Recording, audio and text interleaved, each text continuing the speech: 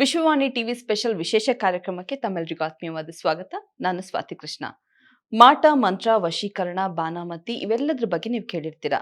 ಇವು ರಾಶಿಫಲಗಳ ಮೇಲೆ ಯಾವ ರೀತಿ ಪರಿಣಾಮ ಬೀರುತ್ತೆ, ಯಾವ ರಾಶಿಯವರಿಗೆ ಇದು ಪರಿಣಾಮ ಬೀರೋದಿಲ್ಲ, ಇದು ಯಾವಾಗ ವಿನಾಶವಾಗಿ ಕಾಡುತ್ತೆ, ಇವೆಲ್ಲದರ ಬಗ್ಗೆ ಮಾಹಿತಿಯನ್ನ ಇವತ್ತಿನ ಸಂಚಿಕೆಯಲ್ಲಿ ತಿಳ್ಕೊಳ್ಳೋಣ. ಇದ್ರ ಬಗ್ಗೆ ಮಾಹಿತಿನ ನೀಡಲಿಕ್ಕೆ ಇವತ್ತು ನಮ್ಮ ಜೊತೆ ಭಾರತೀಯ ಜ್ಯೋತಿಷ್ಯ ವಿಜ್ಞಾನ ಸಂಶೋಧಕರಾಗಿರುವಂತಹ ಮಹಾಬಲಮೂರ್ತಿ ಕೋಡ್ಲಕೆರೆ ಅವರಿದ್ದಾರೆ. ಬನ್ನಿ ಅವರಿಗೆ ಕಾರ್ಯಕ್ರಮಕ್ಕೆ ಸ್ವಾಗತಿಸ್ತಾ ಕಾರ್ಯಕ್ರಮನ ಶುರು ಮಾಡೋಣ. ಸರ್, ಕಾರ್ಯಕ್ರಮಕ್ಕೆ ಸ್ವಾಗತ ನಿಮ್ಗೆ. ಸರ್, ಈಗ 3ನೇ ರಾಶಿ ಮಿಥುನ ರಾಶಿ. ಮಿಥುನ ರಾಶಿಗೆ ಹೋಗೋಕ್ಕಿಂತ ಮುಂಚೆ ನೀವು ಮಾತಾಡ್ಬೇಕಾದ್ರೆ ಒಂದಿಷ್ಟು ಅಂಶವನ್ನ ಗಮನಿಸ್ತಾ ಇದ್ದೆ. ಈಗ ಮೇಷರಾಶಿಗೆ ಆದ್ರೆ ಕೂದಲನ್ನ ಬಳಸಿ ವಾಮಾಚಾರ ಪ್ರಯೋಗ ಮಾಡ್ತಾರೆ ಅಂತ ಹೇಳಿದ್ರಿ, ವೃಷಭಕ್ಕಾದ್ರೆ ಬಟ್ಟೆ ಅಂತ ಹೇಳಿದ್ರಿ. ಅಂದ್ರೆ ರಾಶಿಗನುಗುಣವಾಗಿ ಈ ರಾಶಿಯವರಿಗೆ ಈ ವಸ್ತುವಿಂದ ನಾವು ವಾಮಾಚಾರ ಪ್ರಯೋಗ ಮಾಡಬಹುದು ಅಂತ ಏನಾದ್ರು ನಿರ್ಧಾರ ಆಗುತ್ತೆ, ಯಾವ ತರ ಇರುತ್ತೆ ಅಂತ? ಈಗ ನೋಡಿ, ಮಿಥುನ ರಾಶಿಯವರಿಗೆ ಸಾಮಾನ್ಯವಾಗಿ ಅವರ ಫೋಟೋಗಳನ್ನು ಕೇಳ್ತಾರೆ. ಯಾಕೆಂದರೆ ಈ ವಾಮಾಚಾರವನ್ನು ಮಾಡುವವನು ಅಥವಾ ಮಾಟ ಮಂತ್ರಗಳನ್ನು ಮಾಡುವವನು ಒಬ್ಬ ಸೈಕಾಲಜಿಸ್ಟು ಕೂಡ ಇರ್ತಾನೆ.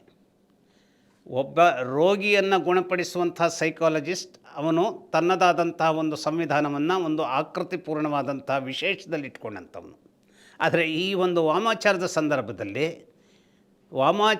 ಸಂದರ್ಭದ ಉದ್ದೇಶವೇ ಆ ಎದುರು ವ್ಯಕ್ತಿಯ ಒಂದು ಸೋಲಾಗಬೇಕು. ಆ ಸೋಲಿನ ಮೂಲಕವಾಗಿ ಇವರನ್ನು ನಂಬಿದಂಥ ಯಾರಿಗೋ ಅದರಿಂದ ಒಳಿತಾಗಬೇಕು. ಹಾಗಾದರೆ ಆ ಒಳಿತಾಗುವಂಥದ್ದು ಆ ಸಂದರ್ಭದ ಒಳಿತಾಗಿ ಮಾತ್ರ ನಿಂತುಕೊಳ್ಳುತ್ತೋ, ಅಥವಾ ಇನ್ನೊಂದು ದಿನ ಆ ಒಳಿತು ಹೇಳುವಂಥದ್ದೇ ಇನ್ನೊಂದು ಸ್ವರೂಪದ ದೊಡ್ಡ ಸುನಾಮಿಯಾಗಿ ಬಂದು ಇವರನ್ನು ನೆಗೆಟಿವ್ ಎಲಿಮೆಂಟ್ಸಲ್ಲಿ ಇವರನ್ನೇ ಜಾರಿ ಬೀಳಿಸ್ತದೋ ಅನ್ನುವಂಥದ್ದನ್ನು ಕೆಲವು ಸಲ ನಾವು ಅನೇಕ ಸಂದರ್ಭಗಳಲ್ಲಿ ಹೇಳ್ತೇವೆ. ಮಾಟ ಮಂತ್ರಗಳು ಯಾರು ಮಾಡ್ತಾರೋ ಅವರಿಗೆ ಅದು ಹೊಡೆಯುತ್ತೆ. ಸೊ ಈ ಮಿಥುನ ರಾಶಿಯವರದ್ದು ಒಂದು ದೊಡ್ಡ ತೊಂದರೆ ಏನು ಅಂತಂದರೆ, ಇವರು ಒಂದು ಆ ವಿಚಾರದ ಹೊಯ್ದಾಟದಲ್ಲಿ ಇರ್ತಾರೆ. ಅವರು ಯಾವುದೇ ಒಂದು ವಿಚಾರಕ್ಕೆ ನಿರ್ಧಾರಕ್ಕೆ ಬರುವ ಮುನ್ನ ಅದು ಆಗಬೇಕೋ ಅಥವಾ ಆಗಬಾರದೋ, ಹೀಗಾಗಲೋ ಹಾಗಾಗಲೋ, ಈ ರೀತಿಯಲ್ಲಿ ಇರಲೋ ಅಥವಾ ಇನ್ನೊಂದು ರೀತಿಯಲ್ಲಿ ಇರಲೋ, ಇವರಲ್ಲಿ ಯಾವಾಗಲೂ ಕ್ವಶ್ಚನ್ಗಳು ಬರ್ತಾ ಇರ್ತವೆ. ಯಾಕೆ ಹಾಗಾದರೆ ಕ್ವಶ್ಚನ್ಗಳು ಬರ್ತವೆ? ಈ ರಾಶಿಯನ್ನು ನಿಯಂತ್ರಿಸಬಹುದಾದಂಥವನು ಈ ರಾಶಿಯ ಯಜಮಾನ ಬುಧನಾಗಿರ್ತಾನೆ. ಬುಧ ಅಂದ್ರೇನು? ಬೌದ್ಧಿಕವಾದಂಥ ಶಕ್ತಿ.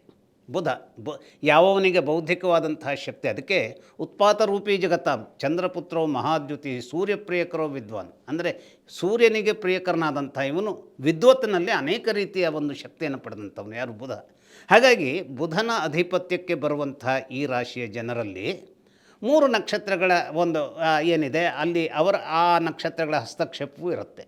ಅಂದರೆ ಮೃಗಶಿರ ನಕ್ಷತ್ರದ ಹಸ್ತಕ್ಷೇಪ ಇದ್ದರೆ, ಹಾವಿನ ವಿಷವನ್ನು ಒಳಗೊಂಡಂಥ ರಾಹುವಿನ ಹಸ್ತಕ್ಷೇಪವೂ ಅಲ್ಲಿರುತ್ತೆ. ಹಾಗೆ ಸಂಪೂರ್ಣವಾದಂತಹ ಜ್ಞಾನಮಯವಾದಂತಹ ಸಿದ್ಧಿಯನ್ನು ಕೊಡುವಂತಹ ಗುರುವಿನ ಪುನರ್ವಸು ನಕ್ಷತ್ರವೂ ಇರುತ್ತೆ. ಹಾಗಾದರೆ ಎಲ್ಲಿ ಜ್ಞಾನ, ಎಲ್ಲಿ ಹಾಗಾದರೆ ಹಾವಿನ ವಿಷ, ಹಾಗಾದರೆ ಆ ಒಂದು ಮೃಗಶಿರ ನಕ್ಷತ್ರದ ಬೆಂಕಿಯಲ್ಲಿ, ಇವನ್ನೆಲ್ಲ ನಾವು ಗಮನಿಸಿದಾಗ ಈ ಮೂರು ಒಂದು ಶಕ್ತಿಗಳ ಮೂಲಕವಾಗಿ ತಮ್ಮ ಒಂದು ಕೆಮಿಸ್ಟ್ರಿಯನ್ನು ಸಂಪಾದಿಸಿಕೊಂಡಂತಹ ಈ ಮಿಥುನ ರಾಶಿಯವರು ಆ ಬುದ್ಧಿಶಾಲಿಗಳಾದರೂ ಹೊಂದುವಂತಹ ಹೊಯ್ದಾಟ ಏನಿದೆ, ಅದೋ ಇದೋ ಅನ್ನುವಂಥ ಆ ಹೊಯ್ದಾಟದ ಸಂದರ್ಭ ರಾಹುವಿನ ದಶಾ ಇದ್ದಂಥ ಸಂದರ್ಭ ಇದ್ದರೆ, ಮಂಗಳನ ದಶಾ ಇರುವಂಥ ಸಂದರ್ಭ ಇದ್ದರೆ, ಅಥವಾ ಗುರುವೇ ಅನೇಕ ರೀತಿಯಲ್ಲಿ ತನ್ನ ನಿಮ್ನ ಸ್ಥಿತಿಯಲ್ಲಿ, ಅಂದರೆ ಕೆಟ್ಟ ಸ್ಥಿತಿಯಲ್ಲಿ ಇವರ ಜಾತಕದಲ್ಲಿ ಇದ್ದಿದ್ದರೆ, ಈಗ ಇವರ ಜಾತಕದಲ್ಲಿ ಹಾಗಾದರೆ ಅವನು ಕೊಡುವಂಥ ಪರಿಣಾಮ ಏನು? ಭಾಳ ಸಂಗಾತಿಯನ್ನು ತಂದು ಕೊಡುವಂಥದ್ದು ಮಾಡ್ತಾನೆ. ಯಾರು? ಗುರು. ಹಾಗೆಯೇ ಕೆಲಸವನ್ನು ನಾವು ಎಲ್ಲಿ ಕೆಲಸದಲ್ಲಿದ್ದೇವೆಯೋ ಆ ಕೆಲಸವನ್ನು ನಿರ್ಮಾಣ ಮಾಡಿಕೊಡುವಂಥ, ಅಂದರೆ ನಾನು ಜ್ಯೋತಿಷ್ಯ ಹೇಳ್ತೇನೆ ಅಂತಾದರೆ ಆ ಜ್ಯೋತಿಷ್ಯದ ಕೆಲಸವನ್ನು ನನಗೆ ಒದಗಿಸ್ಕೊಡುವಂಥದ್ದನ್ನು ಗುರು ಮಾಡಬೇಕಾಗುತ್ತೆ. ಆದರೆ ಆ ಗುರು ಕೆಟ್ಟ ಸ್ಥಿತಿಯಲ್ಲಿ ಇದ್ದಾನೆ ಅಂತಾದರೆ ನಾನು ಯಾವ ರೀತಿಯಲ್ಲಿ ನನ್ನ ಜ್ಞಾನವನ್ನು ನಾನು ವಿಸ್ತರಿಸ್ಕೊಡ್ತೇನೆ ಅನ್ನುವಂಥದ್ದು ಬಿಟ್ಟು ಬೇಕಿರದ ಜ್ಞಾನವನ್ನು ವಿಸ್ತರಿಸ್ಕೊಳ್ಳಿಕ್ಕೆ ಹೋಗುವಂಥ, ಅಥವಾ ಬೇಕಿರದ ಕೆಲಸವನ್ನೇ ನನಗೆ ಸಿಗಬಹುದಾದಂಥ ರೀತಿಯಲ್ಲಿ ನಾನು ಹೋಗಿ ತಲುಪುವಂಥ ಒಂದು ದಾರುಣ ಅವಸ್ಥೆಗಳು ಬರಬಹುದು. ಹಾಗಾಗಿ ಹೀಗಿರುವಾಗ ಈ ವ್ಯಕ್ತಿಗಳಿಗೆ, ಈ ಒಂದು ರಾಶಿಯವರಿಗೆ ಏನಾಗುತ್ತೆ, ವಿಶೇಷವಾಗಿ ಇವರು ವೃಷಭ ಮತ್ತು ಕಟಕ ಅಂದರೆ ಕರ್ಕಾಟಕ ರಾಶಿ. ಕರ್ಕಾಟಕ ಅಂದರೆ ಕ್ರ್ಯಾಬ್, ವೃಷಭ ಅಂತಂದರೆ ಅದು ಒಂದು ಈಗ ನೀವು ಎತ್ತು ಇದನ್ನು ಇಟ್ಕೊಂಡ್ರೆ ವೃಷಭ ಅಂದರೆ ಒಂದು ಎತ್ತು ಮತ್ತು ಕ್ರ್ಯಾಬಿನ ನಡುವೆ ಇರುವಂಥ ರಾಶಿ. ಇಲ್ಲಿ ಏನಾಗಿದೆ, ಈ ಮಿಥುನ ಒಂದು ರೀತಿಯಲ್ಲಿ ಪ್ರಜ್ಞೆಯನ್ನು ಹೊಂದಿದಂಥ ಬೌದ್ಧಿಕವಾಗಿ ಒಂದು ಗಟ್ಟಿತನವನ್ನು ಹೊಂದಿದಂತಹ ಒಂದು ಗುಣಧರ್ಮವನ್ನು ಇಟ್ಟುಕೊಂಡರೂ ಕೂಡ ಈ ಎರಡರ ಒತ್ತಡದ ನಡುವೆ ಇವರು ಸ್ಯಾಂಡ್ವಿಚ್ ಆಗಿರೋದ್ರಿಂದ ಕೆಲವು ವಿಚಾರದಲ್ಲಿ ಇವರು ಅಂದರೆ ವಿಶೇಷವಾಗಿ ಕೆಲವು ಸಲ ಈ ಶುಕ್ರ ಮಂಗಳರ ಸಂಯೋಜನೆ ಕೆಟ್ಟದ್ದಾಗಿದ್ದರೆ ಅಥವಾ ರಾಹು ಯಾವುದೋ ಸಂದರ್ಭದಲ್ಲಿ ಗುರುವಿನ ಜೊತೆಗೆ ಕೂಡಿದರೆ ಇವರ ವೈಚಾರಿಕತೆಯಲ್ಲಿ ಕೆಲವು ದಾರಿ ತಪ್ಪುವಂಥ ಕೆಲಸವನ್ನು ಲೈಂಗಿಕ ವಿಚಾರಗಳಲ್ಲಿ ಮಾಡಿಕೊಡ್ಬಹುದಾದಂಥ ಸಾಧ್ಯತೆ ಇರುತ್ತೆ. ಹಾಗಾಗಿ ಇಂಥವರನ್ನು ಏನು ಮಾಡ್ತಾರೆ, ಈ ನಾವು ನೋಡಿ ನಮಗನಿಸುತ್ತೆ ಯಾವ ಒಂದು ಈ ಜಗತ್ತಿನ ಜೀವಿಗಳು ನಮಗೆ ವಿರೋಧಿಯಾಗಿ ನಿಲ್ಲಬಲ್ಲವು ಅನ್ನುವಂಥದ್ದನ್ನು ಗ್ರಹಿಸ್ಕೊಂಡ್ರೆ, ಮಿಥುನ ರಾಶಿಯವರ ವಿಚಾರಕ್ಕೆ ಬಂದಾಗ ಈ ಹಂದಿಗಳೇನಿರ್ತವೆ, ಹಂದಿಗಳ ಬೆವರನ್ನು ಮಿಥುನ ರಾಶಿಯವರ ಮೇಲೆ ಏನನ್ನು ವಾಮಾಚಾರವನ್ನು ಮಾಡುವಾಗ ಇವರು ಬಳಸ್ಕೊಳ್ತಾರೆ. ವಾಮಾಚಾರ ಅನ್ನುವಂಥದ್ದನ್ನು ನಾನು ಹೇಳುವಂಥದ್ದು, ವಾಮಾಚಾರ ಅಂತಂದರೆ ತಂತ್ರ ಅಲ್ಲ, ಆದರೆ ವಾಮಾಚಾರ ಅನ್ನುವಂಥದ್ದು ಅದು ಬೇರೆ ರೀತಿಯಲ್ಲಿ ಕೆಟ್ಟದ್ದನ್ನು ಕೊಡಬಹುದಾದಂತಹ ಸ್ವರೂಪಕ್ಕೆ ತಮ್ಮ ಪೂಜೆಗಳನ್ನು ಸಲ್ಲಿಸಬಹುದಾದಂಥ ಜನ ಇರುವವರಿಗೆ ಆದರೆ ನಾನು ಮುಖ್ಯವಾಗಿ ಹೇಳುವಂಥದ್ದು ಈ ಒಂದು ಮಾಟ ಮಂತ್ರ. ಇವರು ಆ ಹಂದಿಯ ಬೆವರನ್ನು ಉಪಯೋಗಿಸ್ಕೊಂಡು ಈ ಒಂದು ಮಿಥುನ ರಾಶಿಯವರ ಸಂಬಂಧವಾದಂತಹ ವಿಚಾರಕ್ಕೆ ಬೇಕಾದಂತಹ, ಅಂದರೆ ಅವರ ಒಂದು ಇಡೀ ಜೀವನದ ಸಂದರ್ಭ, ಈಗ ಕೆಲವು ಸಲ ನೋಡಿ ಕೆಲವರು ಈಗ ನಮ್ಮಲ್ಲಿ ಏನಿರುತ್ತೆ 6 ಮುಖ್ಯವಾದಂತಹ ಷಟ್ಚಕ್ರಗಳಿದೆ. ಒಂದು ಮೂಲಾಧಾರ, ಸ್ವಾಧಿಷ್ಠಾನ, ಮಣಿಪುರಿ, ಅನಾಹತ, ವಿಶುದ್ಧ, ಆಜ್ಞಾ. ಇವು ಇಡೀ ನಮ್ಮ ಇದು ಏನು ಈ ನಮ್ಮ ಏನು ಸೊಂಟದ ಭಾಗದಿಂದ ಸುಮಾರಾಗಿ ನಮ್ಮ ಮಿದುಳಿನವರೆಗೆ ಕಂಟ್ರೋಲ್ ಮಾಡುವಂಥ ಈ 6 ಚಕ್ರಗಳು. ಈ 6 ಚಕ್ರಗಳಲ್ಲಿ ಯಾವುದೋ ಒಂದು ಚಕ್ರಕ್ಕೆ ಏಟು ಬಿತ್ತು ಅಂತಾದರೂ ಕೂಡ ಮನುಷ್ಯನ ಜೀವನ ಅಲ್ಲೋಲ ಕಲ್ಲೋಲ ಆಗುತ್ತೆ. ಹಾಗಾಗಿ ನಾವು ಕಾಲಿನ ಸ್ವಾಧೀನವನ್ನೇ ಕಳ್ಕೊಂಡು ಬಿಡಬಹುದು, ಮೈಯ ನಮ್ಮ ಸ್ನಾಯುಮಂಡಲದ ಸ್ವಾಧೀನವನ್ನೇ ನಾವು ಕಳ್ಕೊಂಡು ಬಿಡ್ಬೋದು, ನಮ್ಮ ಜೀರ್ಣಕ್ರಿಯೆಯ ಒಂದು ಶಕ್ತಿಯನ್ನೇ ನಾವು ಕಳ್ಕೊಂಡು ಬಿಡ್ಬೋದು, ಕಣ್ಣಿನ ಶಕ್ತಿಯನ್ನು ಕಳ್ಕೊಂಡು ಬಿಡ್ಬೋದು, ಹಾರ್ಟಿನ ಶಕ್ತಿಯನ್ನು ಕಳ್ಕೊಂಡು ಬಿಡ್ಬೋದು. ಹಾಗಾಗಿ ಈ ಒಂದು ವಿಚಿತ್ರವಾದಂತಹ ಒಂದು ಹಂದಿಯ ಒಂದು ತ್ಯಾಜ್ಯವನ್ನು ಉಪಯೋಗಿಸುವುದರ ಮೂಲಕ ವಿಶೇಷವಾಗಿ ಮಿಥುನ ರಾಶಿಯವರ ಮೇಲೆ ಅವರ ಬೌದ್ಧಿಕ ವಿಚಾರದ ಏನು ಅಂಶಗಳು ಏನಿದೆಯೋ ಅದರ ಮೇಲೆ ನಡೆಸುವಂತಹ ಒಂದು ತಂತ್ರಗಳು ಅಥವಾ ಪ್ರಯೋಗಗಳು, ಆ ಪ್ರಯೋಗಗಳು ಹಾಗೆ ಅಲ್ಲಿ ಒಂದಿಷ್ಟು ಟೆಕ್ನಿಕ್ಯಾಲಿಟೀಸ್ ಇದೆ. ಆದರೆ ಆ ಟೆಕ್ನಿಕ್ಯಾಲಿಟೀಸ್ ಆಗುವಾಗ ಎಲ್ಲ ಸಂದರ್ಭಗಳಲ್ಲೂ ಆ ಮಿಥುನ ರಾಶಿಯವರನ್ನು ಅದು ಅಟ್ಯಾಕ್ ಮಾಡಲಿಕ್ಕೆ ಸಾಧ್ಯವಾಗೋದಿಲ್ಲ. ಆದರೆ ಅಟ್ಯಾಕ್ ಮಾಡುವಾಗ ಆ ಮನುಷ್ಯನಿಗೂ ಕೂಡ ಆ ಅಟ್ಯಾಕಿಗೆ ಒಳಗಾಗುವಂತಹ ಒಂದು ರೀತಿಯ ದಶಾಕಾಲ. ಈಗ ನೋಡಿ, ನಾವು ರಾಜಕಾರಣದಲ್ಲಿ ಯಾರ್ಯಾರೋ ಮುಖ್ಯಮಂತ್ರಿಗಳಾಗ್ತಾರೆ, ಯಾರೋ ಪ್ರಧಾನಮಂತ್ರಿಗಳಾಗ್ತಾರೆ.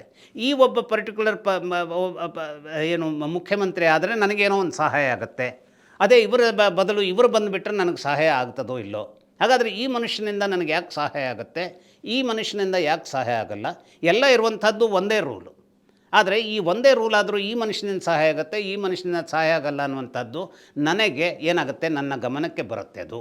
ಹಾಗೆ ಈ ಒಂದು ವ್ಯಕ್ತಿಗಳು ಕೂಡ, ಯಾಕೆಂದರೆ ಈ ಒಂದು ತಂತ್ರಗಳನ್ನು ಮತ್ತು ಮಾಟ ಮಂತ್ರಗಳನ್ನು ಮಾಡುವಂಥವರಿಗೆ ಆ ಎಲ್ಲ ಜ್ಞಾನಗಳು ಇರುವುದರಿಂದಾಗಿ ಕೆಲವು ರೀತಿಯಲ್ಲಿ ಅವರ ಬಗೆಗಿನ ಆ ವ್ಯಕ್ತಿಯ ನಿಲುವುಗಳು ಹೇಗೆ, ಯಾವ ರೀತಿಯಲ್ಲಿ ಅವರ ಚಟುವಟಿಕೆಗಳಿದೆ ಅನ್ನುವಂಥದ್ದನ್ನು ಗಮನಿಸ್ಕೊಂಡು ಅದನ್ನು ಪ್ರಯೋಗಿಸಬೇಕಾದಂತಹ ಮಹಾತಂತ್ರವನ್ನು ಖಂಡಿತವಾಗಿ ಮಾಡ್ತಾರೆ. ಆಗ ಮಿಥುನ ರಾಶಿಯವರು ಪರ್ಟಿಕ್ಯುಲರ್ಲಿ ಈ ಒಂದು ಶನಿ ಕಾಟದ ಸಂದರ್ಭ ಬಂದಾಗ ಮತ್ತು